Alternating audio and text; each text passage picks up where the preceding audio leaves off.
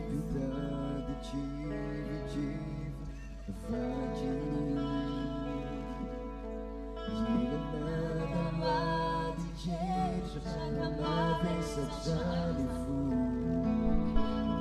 Batay ng lipat sinalalagu Is lifa na tono at salut Sumitilim ay Jesus na daw sinanadi Ilalifa kita di G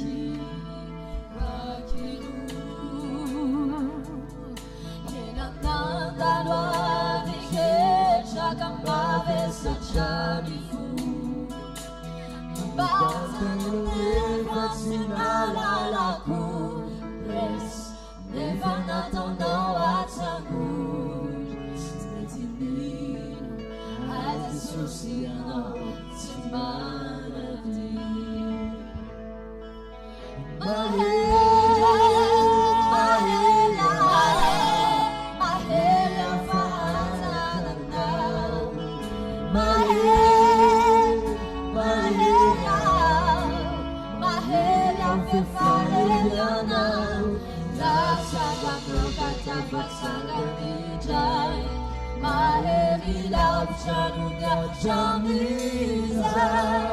If I love, bisa jatuh.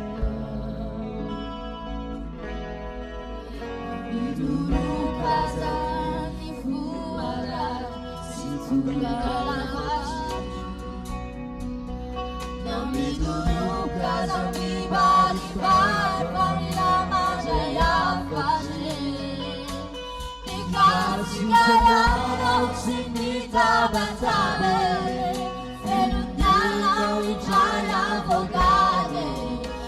Pecado wonder no fun waiting on that shit